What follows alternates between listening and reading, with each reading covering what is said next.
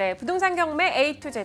한마디로 부동산 경매 1번부터 끝번까지 모든 것을 알아보는 시간이 되겠습니다. 자, 오늘 이 대표님과 함께 어떤 이야기 다뤄볼 것인지 오늘의 주제부터 살짝 소개받아 볼까요? 자, 이제 연말이죠. 네. 연말이면 보통 한 해를 정리하죠. 그렇죠. 그러면서 또 우리는 첫 방송입니다, 이게. 그렇죠. 그래서 이제 시작하는 입장, 연말 엮여서 제가 이번에 한 해를 정리하는. 근데 제 입장에서는요, 제가 경매 투자한 게 한 10년 정도 되거든요. 네. 그 10년을 한번 정리를 해봤어요. 아하. 그러면서 과거를 돌이켜보고 앞날을 예상해보는 그런 시간을 갖고자 제가 자료를 준비해봤습니다. 네, 알겠습니다. 올 한 해 그리고 대표님의 10년간의 투자 노하우를 조금 정리해 볼 수 있는 시간이 되겠다 말씀을 주셨습니다. 자, 올 한 해로 생각을 해본다면 이 경매 낙찰가율 앞서도 저희가 언급을 해봤습니다만 맞아요. 올해 정말 많이 올라갔잖아요. 엄청 많이 올라갔고요. 네, 그와 관련돼서도 얘기할 게 좀 있을 것 같아요. 그게 이제 보통 저희가 이제 많이 입찰을 하는 게 네. 일반 투자자들이 아파트, 빌라 이런 것들을 많이 합니다. 그렇죠. 근데 그 아파트, 빌라 이런 것들요, 낙찰가율이 뭐 100% 넘는 거는 다반사고요. 또 뭐 아파트나 빌라나 이런 데 입찰자 수가 뭐 웬만하면 막 20-30명. 그러니까 예전에 하여간 분위기가 끌어오르다 못해 넘쳐 흐르는 네. 그런 분위기가 됐었거든요. 자, 그 분위기가 내년에도 계속 이어질 것이냐, 아니면 어떻게 바뀔 것이냐, 그런 얘기와 함께 지난 10년의 얘기부터 한번 풀어볼까 생각합니다. 네, 하나씩 풀어봐 주시죠. 자, 지금 최근에 지금 방금 얘기했던 좀 우리가 좀 더 오프닝에서도 얘기했던 것처럼요. 그렇게 화랑 뭐 난리 났던 부동산 시장이 네. 갑자기 마치 그 칼로 물을 자르듯이요. 갑자기 바뀌었어요. 자, 요즘 뉴스 바로 이게 한 달 이내의 뉴스입니다. 보면요. 꽁꽁 얼었다, 혼돈이다 이러네요. 아니 지금 불과 10월 달 뉴스를 보면요. 난리 났다, 뭐 끌어오른다, 뭐 분양 뭐 이런다 이러더니 바로 딱 11월 넘어가면서요. 얼었다, 뭐 금리 인상 때문에 뭐 다들 죽었다, 뭐 이런 얘기, 앞으로 금냉이다. 네. 예, 꽁꽁 얼어붙었다, 소비 심리 하락했다, 막 이런 얘기들이 나옵니다. 지금 이거는 향후 내년 전망에 대해서 어둡게 보고 있죠. 지금 실제로 내년 시장이 좋을 거다, 괜찮을 거다라는 생각을 가지시는 분들이 지금 거의 없어졌습니다. 그리고 다 안 좋을 거라 생각하고 있습니다. 네. 자, 그러면 보통 이제 시장이 좋아야 투자를 하기가 좋습니다. 안 좋으면 좋지가 않아요. 그쵸. 투자하는 것도 돈도 못 번다고 생각하거든요. 그래서 자, 그런 얘기, 과연 지난 시장은 어땠었는지, 이렇게 경기가 안 좋아지면 심리가 뚝 끊겨서 네. 이런 식으로 심리가 뚝 끊겨서 침체기로 빠지면 그랬을 때 어떤 일이 발생했었는지 한번 제가 데이터를 한번 모아봤어요. 네. 자, 도대체 내년부터는 어떻게 될 것이냐. 예. 자, 제가요. 자, 이게 이제 그 대법원 사이트 있습니다. 이제 경매를 진행하는 곳이 법원인데 그 대법원 사이트에 지난 10년간의 데이터를 제가 쭉 이제 낙찰가율이라고 해가지고요. 이게 네. 그 낙찰률, 예를 들면 이제 뭐 감정가 대비 100%에서 또는 뭐 80%에서 또는 뭐 60% 이렇게 이제 그 낙찰가가 쭉 감정가 대비 낙찰가가 이제 표시가 네. 됩니다. 그거를 제가 이제 통계를 쭉 뽑아봤거든요. 자, 보면요. 일단 뭐 이 제일 진하게 표시된 거 요 서울이죠. 서울의 아파트랑 서울의 빌라 흐름을 보면요. 그냥 오르락내리락 이어져 지금. 네. 자, 이게 이제 어떤 얘기냐면요. 제가 자, 여기를 보겠습니다. 이거 이제 서울만 다시 떼어봤어요. 네. 서울만 다시 떼어봤는데요. 우리가 기억하는 중요한 포인트가 하나 있습니다. 네. 이때 무슨 일이 있었느냐? 2008년에서 2009년 사이에 2008년에서 2009년 요 사이에 서브프라임 위기가 있었습니다. 금융위기가 있었죠. 네, 네. 이때 이제 금융위기가 있었죠. 그 리먼 사태 터지고 온갖 금융권 회사들이 망하고 그러면서 부도나고. 네. 자, 이때 보면요. 낙찰가가요. 보면은 우리가 2006년부터 2007년까지 2008년까지 시장은 상승세였습니다. 시장이 상승세로 흘러갈 때, 즉 그 호황이라는 뜻이죠. 이때가. 네. 이때가 호황이었는데요. 시장이 호황일 때는요. 낙찰가 역시 올라가요. 뭐 심지어 100%. 그렇네요. 뭐 이렇게 막 시장 낙찰가가 높습니다. 근데 그 전에 2003, 4, 5년 요 사이 네. 다시 한번 그려볼까요? 네. 2003, 4, 5년에는요. 시장이 침체 국면이었었어요. 조금 조용했었습니다. 그러다가 6년부터 시장이 상승한 거거든요. 네. 2002년 월드컵, 그 전에 97년도 IMF를 극복하면서 시장이 살아나서 2002년 월드컵까지 월드컵 특수를 노리고요. 네. 월드컵이 끝나고 나서 이제 2003년, 4년, 5년 가면서 그게 이제 한 번 터졌으니까 다시 이게 진정 국면이 가거든요. 내려가는, 네. 그래서 3년, 4년 이때는요. 시장이 되게 4, 5년까지는 조용했었습니다. 그동안의 낙찰가율은 보면요. 뭐 60%대, 70에서 60%대 이렇게 걸려 있었어요. 네. 그러다가 시장이 상승하던 2007, 8년 이때는요. 낙찰가율이 100%. 빌라 같은 경우 100% 하기도 하고요. 거의 90%대에서 왔다 갔다 했습니다. 그러니까 낙찰가율이 올라갔습니다. 그러다가 금융위기가 딱 터지고요. 금융위기가 터지면서 시장 심리가 죽어요. 시장의 심리가 죽으니까 낙찰가가 쭉 빠지기 시작합니다. 네. 이렇게 한 80% 이하까지 빠졌어요.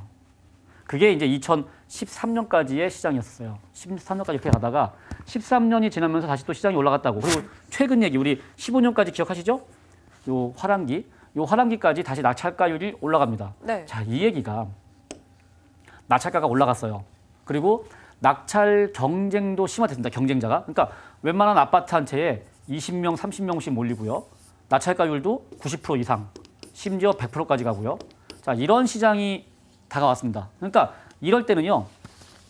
저 같은 경매 투자자들은 낙찰이 안 돼요. 낙찰가를 낮게 쓰기 때문에 낙찰가를 낮게 써야 되기 때문에 우리는 나는 이렇게 쓰는데 네. 일반 낙찰은 이렇게 나가니까 낙찰이 안 됩니다. 그러니까 이랬던 아쉬운 점이 있었어요.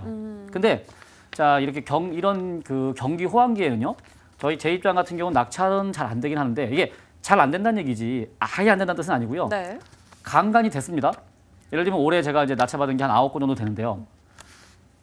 좋은 점은 뭐냐? 낙찰 받기는 힘든 대신에 받고 나면 잘 오르고. 잘 팔려요. 맞습니다. 네. 이게 이런 얘기예요. 내가 이거 한 3억쯤 될 것 같아. 예상을 해가지고 뭐 2억 한 7, 8천, 7천이나 이렇게 받아요. 낙찰을. 네. 받고 막상 팔 때 됐더니 올라 있어요. 3억 2천으로. 그러니까 이런 올 한 해 시장이 됐습니다. 작년 14년, 15년 시장이요. 네. 낙찰 받고 팔 때 되면 올라 있고 낙찰 받고 팔 때 되면 올라 있고 이런 시장이었어요. 그러다 보니까 이 입찰하시는 분들이 경험칙상 가격이 오르는구나. 팔 때 되면 오르는구나. 그러니까 이게 낙찰가도 슬금슬금 올라간 겁니다. 그래서 이제는 100%에 찍어도 네. 팔 때 되면 오르네 이런 시장이 된 거였어요. 자, 제가 지금까지 설명드린 거를요. 네. 이렇게 정리해봤습니다. 보면요. 자, 이 서브프라임 우리가 겪었던 서브프라임. 요걸 기점으로. 그렇죠. 그걸 기점으로 침체기 때. 네. 침체기 때는 낙찰가율이 떨어지니까 경쟁률이 떨어지다 보니까 낙찰자가 낙찰은 몇 명이 잘 없어요. 되고. 네, 그래서 저가 매수 기회. 그러니까 이때는 싸게 살 수 있는 기회가 됩니다. 그리고 우량한 물건을 살 수 있는 기회가 되고요. 네. 그러다가 시세가 상승합니다. 상승하면 실제로 낙찰은 좀 힘들어져요. 그렇죠. 대신에 또 잘 팔리는 장점은 있습니다. 그래서 이런 거죠. 저가 매수 기회에 사놨다가 시세 상승기에 팔고 빠지는 거. 그렇죠. 이런 전략을 구사할 수 있습니다. 자, 그러다가 금리위기가 왔어요. 금리위기가 온 다음에 한동안 또 시세가 빠집니다. 그렇죠. 그래서 빠졌을 때 저가 매수 기회로 활용하고 다시 상승했을 때 시세 상승기를 노려보고 이렇게 대략 주기가 한 5년, 그러니까 전체로 보면 10년 정도가 되겠죠. 10년에 네. 한 사이클을 돌고 있는데요. 이런 주기가 나왔다고 좀 나왔었거든요. 자, 이게 서브프라임하고 비슷한 또 하나의 이제 이벤트가 지금 생겼습니다. 미국의 금리 인상하고요. 우리 국내의 대출 규제. 그게 나와 있으니까. 네. 자, 이러면서 그 다음 내년기 시장은 어떻게 되겠느냐라고 다들 걱정들 하고 있어요. 시장은 좀 침체될 것이다 분위기죠. 정확하게 저도 그렇게 생각하고 있습니다. 네. 다들 그렇게 보고 있죠. 그러니까 시장이 침체로 빠질 것 같고 그러면 나는 과연 뭘 해야 될 것이냐 다들 걱정들 하고 있습니다. 이때를 우리는 저가 매수 기회로 써야 되지 않겠느냐. 이제는 우량한 물건들이 경매로 나오게 되면요. 네. 자, 지금까지는요. 왜 또 경매가 많이 몰렸냐면요. 일단 매물이 없어요. 이 시장에. 나가면 다 팔렸고 가격이 올라갔고 막 이래요. 그러니까 실제 매물을 살 수는 없고 그러다 보니까 경매로 와서 경매에서 낙찰을 받는. 네. 근데 경매는 또 잘 팔리니까 그냥 내가 조금 어려워요 싶으면 팔아버리면 돼요. 그러니까 경매 물량이 줄어요. 그러니까 물량은 줄고 수요자는 늘고 딱 경제학 제1원칙 수요와 공급이에요. 그러다 보니까 낙찰가가 막 올라갔다는 얘기입니다. 네. 자, 이게 낙찰가로 봤을 때의 이 통계 내용이고요. 제가 여기서 한번 또 다른 데이터를 한번 뽑아봤습니다. 네. 자, 이게 이제 경매 물량이 과연 얼마나 나느냐. 자, 예상컨대 딱 보시기에도 이거 안 보고도요. 미리 예상할 수 있죠. 침체기에는 경매 물량이 어떻을 것 같아요? 많았을 것 그랬겠죠, 같아요. 당연히. 네. 호황기에는 적었겠죠. 적었겠죠. 딱 그대로 나왔습니다. 보니까 제가 그랬겠지 하고 대법원 사이트를 뒤져봤거든요. 네. 딱 이렇습니다. 자, 우리 금융위기 이때가 사실은 호황기였었어요. 이때가 침체기였고요. 네. 그냥 그래프만 봐도요 확 차이가 나더라고요. 경매 확연하네요. 물량이 상당히 많이 나와 있었습니다. 엄청나게 많이 나왔고요. 물량이 줄었고요. 다시 그 서브프라임 이후에 물량이 증가했다가 최근 14년, 15년 또 물량이 감소하더라고요. 네. 제가 그 처음 경매에 입문했을 때가 2004년도였고요. 2004년서부터 해가지고 요 당시에 경매를 제가 딱 시작한 겁니다. 네. 요 시기에 딱 시작했는데 이때 제 지금 기억으로는요. 한 달에 막 두세 건씩 낙찰받고 그랬었거든요. 아하. 아파트, 빌라 입찰을 다니고요. 또 입찰자도 경쟁률이 10명이면 많은 거였고요. 네. 서너 명 뭐 이렇게 입찰을 했었어요. 그때는 당연하다. 그냥 그런가 보다 했었는데 제가 이제 그냥 막연하게 그냥 물량이 좀 많았나 보지 이 정도 네. 생각했었던 거거든요. 근데 이번에 제가 요 자료를 준비하면서 실제 대법원 사이트를 싹 뒤져봤더니 물량이 많은 정도가 아니라 많아도 너무 이렇게 많았어.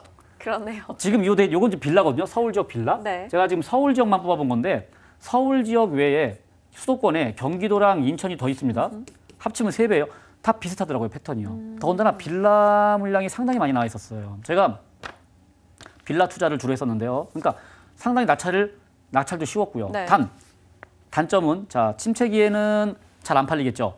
그러니까 입찰을 싸게 그만큼 싸게 해야 돼요. 그리고 팔 때 조금 더 여유 두께 팔고요. 그리고 그만큼 싸게 팔아야 되고요. 그러니까 싸게 팔아야 되니까 그만큼 많이 싸게 받아야 되는 거라 뭐 낙찰의 확률 면에서는 사실 여기서도 나는 막 낮게 쓰기 때문에 막 받는 건 아니지만 그래도 이런 호황기보다는요 낙찰이 좀 쉬웠다는 얘기입니다. 자 네. 지금 얘기가 말하자면요.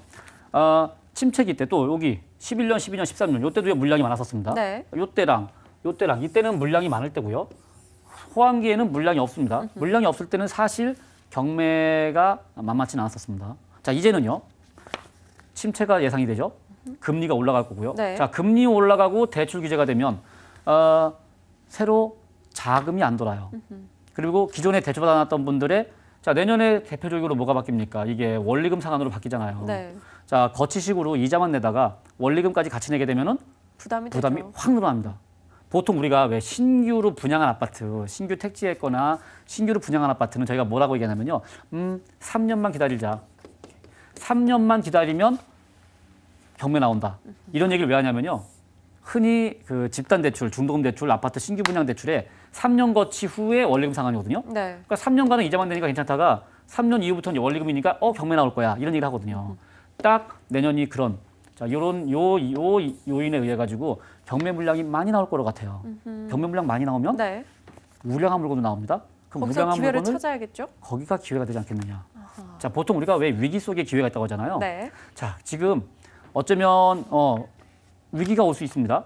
어려움이 올 수 있고요. 또 어두운 한가운데로 갈 수 있어요. 근데 그 가운데에 기회가 있을 거라고 저는 보고 있습니다. 그리고 실제로 제가 처음 시작해서 일어났을 때가 바로 그때였거든요. 2004, 5, 6년 어려운 상황, 침체기였을 때 그때 제가 기회를 잡아서 일어났었거든요. 네. 앞으로 다가오는 기회 여러분들 거라고 생각할 수 있거든요. 그러니까 그 기회를 잡아보십시오. 그래서 지금부터 공부해서 준비하면 내후년에 다가오는 기회를 잡을 수 있지 않겠느냐라고 생각을 합니다. 네, 분명 여러 가지 여건상에서 내년도 부동산 시장은 지금처럼 호황기는 아닐 것이다 이야기를 주셨습니다. 하지만 과거 사례를 분석해 봤을 때 알 수 있다시피 낙찰가율 자체가 조금 내려갔을 때 오히려 더 좋은 물건들, 경매 물건들을 만날 수도 있다라는 점, 그 안에서 기회를 잘 찾아보자 이야기를 해주셨네요. 위기 속에 기회가 있다. 오늘의 키포인트로 언급을 해주셨습니다. 지금까지 부동산 경매 A to Z였고요. 이어서 스토리가 있는 부동산 경매 이어집니다.